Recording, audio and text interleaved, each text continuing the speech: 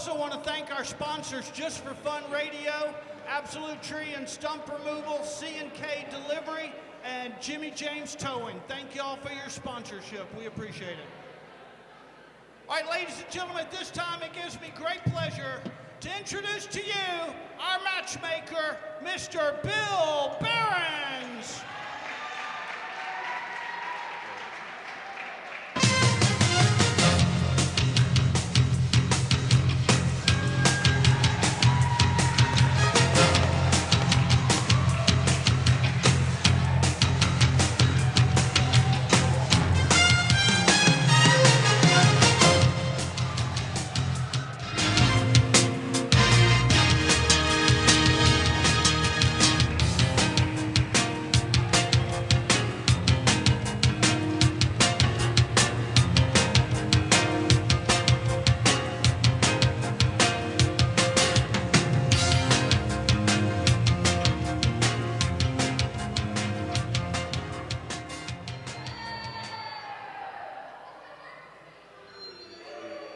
How's everybody doing this evening?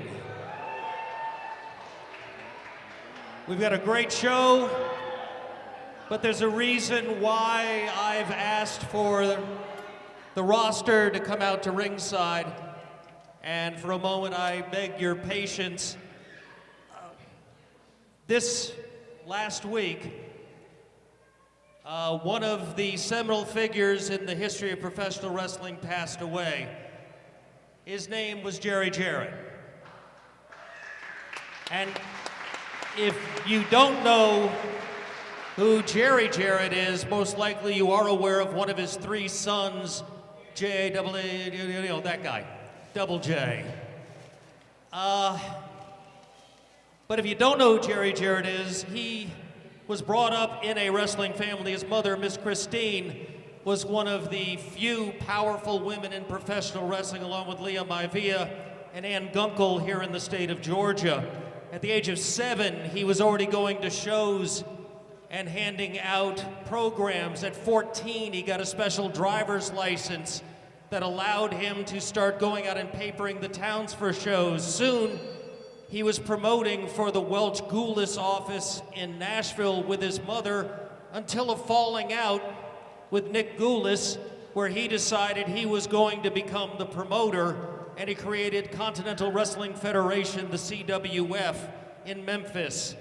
They moved their television to WMC TV, where it aired for 90 minutes on Saturday morning, and literally was the highest rated television show at any time period, any day of the week. Nothing generated more audience.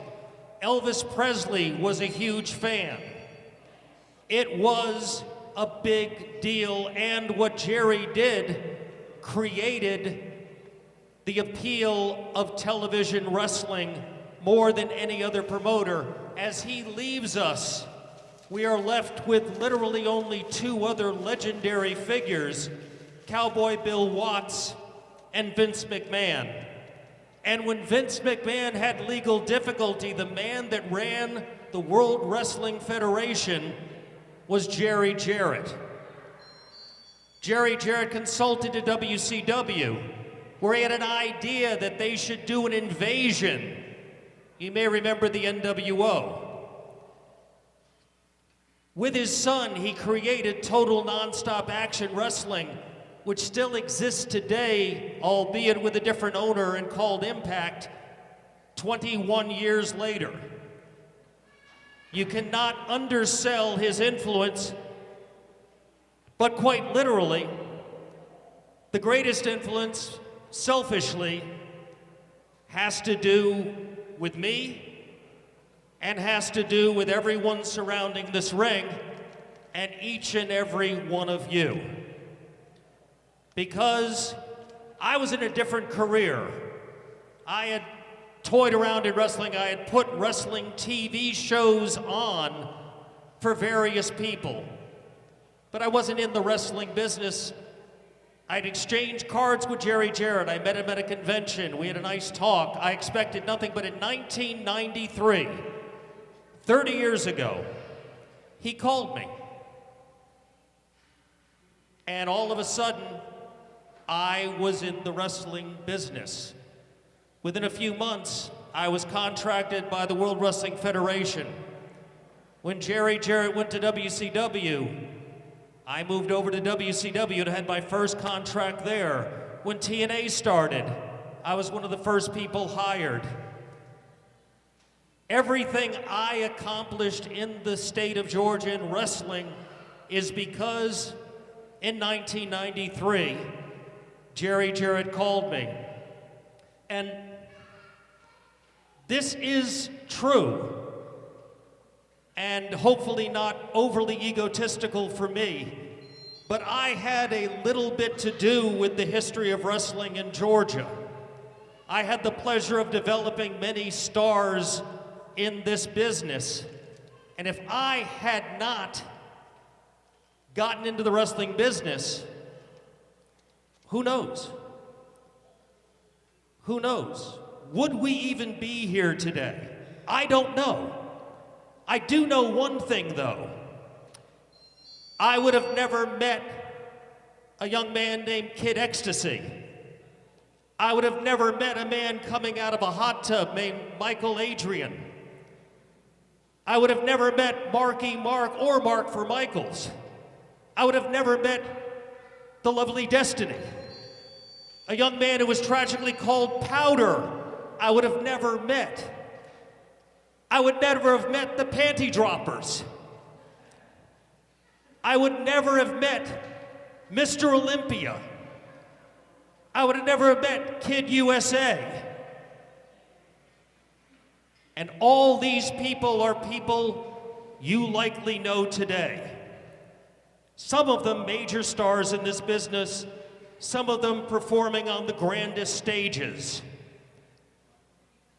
That is the blessing Jerry Jarrett gave me. He literally changed my life. My father never liked that I was in professional wrestling. He thought I was a frickin' idiot to be in professional wrestling. Why would I bother being in professional wrestling? But here's the deal. The reason I was in professional wrestling is the same reason I hope each and every one of you are here. It's because you love what we do. You love what these people do. And I've had a little bit to do with that. And without Jerry Jarrett, I could bring up that without Jerry Jarrett, there probably wouldn't be Sting. There probably wouldn't be The Rock. Jim Cornette would have been at home with his mother. There would have been no Smoky Mountain Wrestling. There would have been very little. But here's what's really important. The people that mean the most to me in my life, that I care about the most, that I love the most, I would have never met without Jerry Jarrett. Oh, and who knows if Larry Goodman would have ever written about professional wrestling, because he initially wrote about USWA and Smoky Mountain, and without Jerry Jarrett, that wouldn't have started, because after that, the next thing he wrote about was my company, Music City Wrestling, and then my company, NWA Georgia. Without Jerry Jarrett, where would Larry Goodman have been and all he's done for this wrestling business in the state of Georgia? So I've said goodbye to New Jack. I've said goodbye to Bert Prentice, and each was impactful in my life. But Jerry Jarrett, without him, we all might not be here, and I would be the lesser man for it. If you all would please rise and with me celebrate the life of one of the greats in professional wrestling as we honor him with a 10-bell salute, my friend, Jerry Jarrett.